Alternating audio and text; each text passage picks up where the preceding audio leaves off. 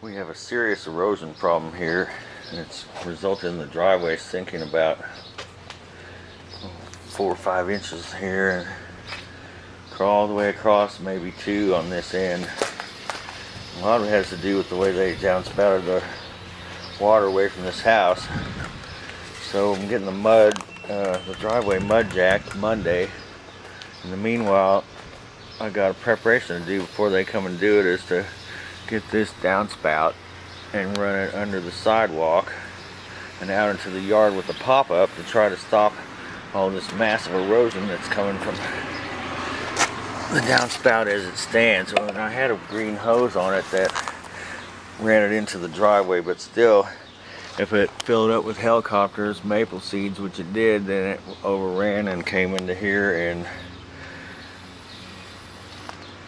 eroded underneath the driveway, and the little animals have got tunneled under there and stuff. And but one thing I'm going to do is run this water away from the house with this gutter, and that's what the guy wanted to do. He wanted to charge $400 to do it, and I said no, I'll do it myself ahead of time before he gets here. So I also have to make sure from now on that I don't get a gutter clogged up with maple seeds. So I bought this fitting that will go on the end of my drain, and then that's going to attach to this T, which will give me a place to enter my drain and clog it out from the bottom if it gets clogged from here out to the yard. And of course I always have from up above to clear my maple seeds out when they get clogged. Bought 2 pieces of 10-inch sturdy drain pipe, and then I have a piece of 10-foot, just average, whatever it is, reinforced. I think it's reinforced as green, and that way when it goes under this sidewalk, and when they're going to mud jack under the sidewalk, hopefully it won't crush the pipe. It's a little more durable than I think the best way to do it is to lay out the pipe itself so you know exactly where, because string and rulers and stuff is good to a point, and I had laid it out with some string, but I went ahead and laid it out with the pipe itself so I know where to dig exactly. And I've already dug into the ground. I've trenched all around this pipe with my shovel traced around it, so to speak, so that now I can pick the pipe up and dig underneath where it is, and it won't be in my way, but I know exactly where it goes, where I'm going to make a junction, like a 2-inch piece of pipe cut off to stick and make these 2 female ends, and then the pop-up will come down and come into here and pop up into the yard, and hopefully that'll stop a lot of erosion. That brings the water about 30 feet away from the house, and hopefully that'll stop the driveway from sinking as fast. It'll sink. Now I have the pipe picked up and out of my way. You can see where a nice little trace line is that I'm going to ditch.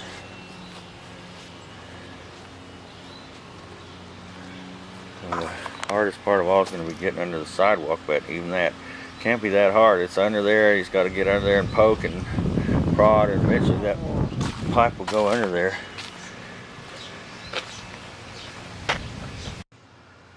Okay, so now I have the pipe off, and I have all that where I marked the trench. I have that top trenched off. I have the grass rolled back so I can hopefully roll the grass right back on top of the pipe, and it will take again. It usually does pretty good job of coming back to life once if you save the roots and everything.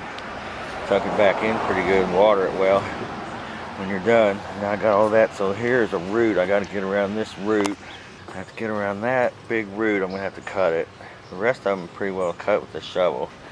And now I got this over to the sidewalk, which you can see is a ton of clay down underneath there. I have to pull out a bunch of clay to get into this, under this side of it. I'm having to dig pretty deep too. I'm having to dig a lot deeper now that I'm over here. Oh, there's a worm coming out of the hole. Check it out.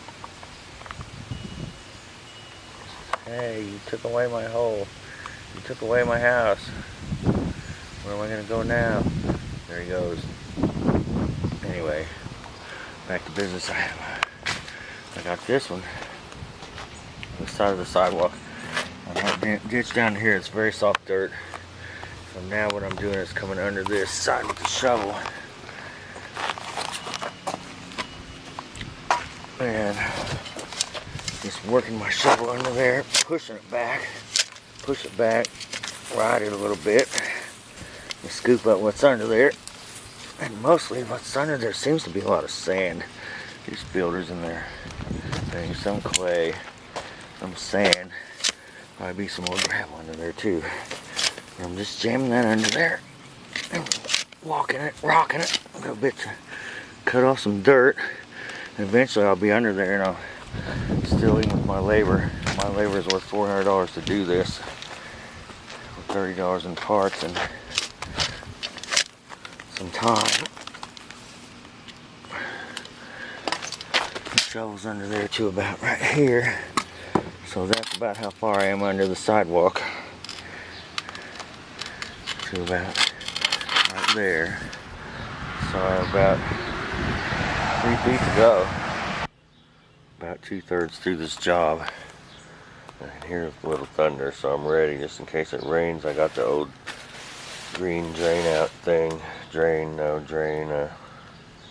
diverter back on the gutter in case it rains. I'm ready because I got a tarp here to throw over my hole, and if it does rain it shouldn't be much. So I did have to get way down deeper into this channel to make it under there.